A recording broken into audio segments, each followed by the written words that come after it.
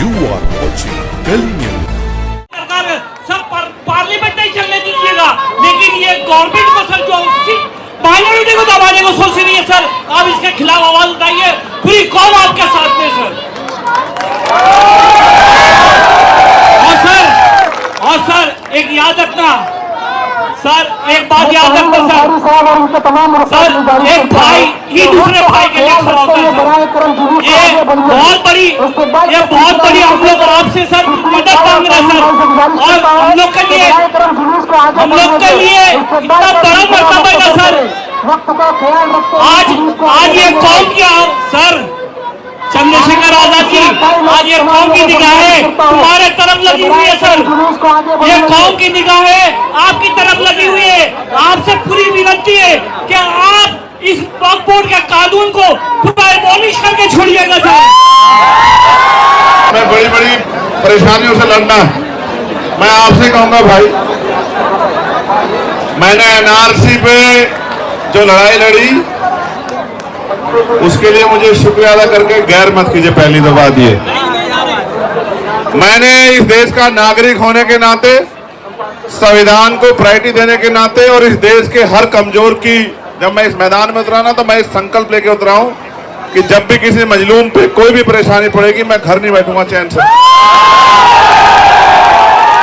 मैंने लाठियां खाई, मैं भी वारिस भाई से कह रहा था, मैंने जेल काटी, मुझे इस बात का कोई अफसोस नहीं। मेरी जान भी चली जाएगी ना इस देश की मिट्टी के लिए, इस देश के मजलूमों के लिए, तो मैं हंसते हंसते जान दे दूंगा। मेरी बात को आप याद रखना। मेरा नाम चंद्रशेखर आजाद है, मेरी बात को आप याद रखना। मैंने पहले ही दिन, आप पता करवा लेना, घुटने टिकवाए थे हम सरकार से। हमारे साथियों ने हमारा साथ नहीं दिया, वरना इसी बिल को बता दे कैसे जो है ये बिल गिरता।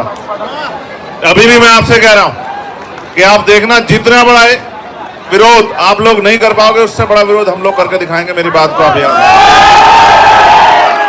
जब मुझे यहाँ से सरफराज भाई ने न्योता भेजा था, मैं तभी समझ गया था कि एक और जिम्मेदारी आन पड़ी है मेरे ऊपर। और आपको लगता है चंद्रशेखर जिम्मेदारी से भाग सकता है? वो गोली नहीं बनी जो अभी सीने को चीर दे, याद रखना। मैंने उस दिन भी कहा था, जब जामिया की बच्चों को घुस के मारा गया था पुलिस द्वारा, और मैं वहां था बाहर हेडक्वार्टर, मैंने उस दिन भी कहा था कि उन पे गोली तब चलेगी जब मैं नहीं रहूंगा। मैं फिर आज आपसे कह रहा हूं कि इतनी जबरदस्त विरोध होगा कि सरकार की आंखें खुल जाएंगी। मेरी बात को आप याद रखना। सड़कों पे आएंगे हम लोग पूरे जोर से, अपने लोगों को बचाने के लिए, उनके हक अधिकार को बचाने के लिए, और इस गुंडागर्दी की सरकार से निजात पाने के लिए हम लोग लड़ेंगे।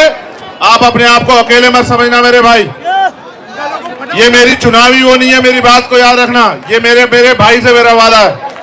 हर एक उस भाई से जिसके मन में भय कि सरकार उनकी प्रॉपर्टी को लूट लेगी, उनसे मेरा वादा। मैं आपके साथ खड़ा हूं, जी जान से खड़ा हूं, मेरे लोग भी आपके साथ खड़े, याद रखना। बस मगर शुक्रिया अदा करके पराया मत करना, ये काम मत करना। बहुत बहुत शुक्रिया।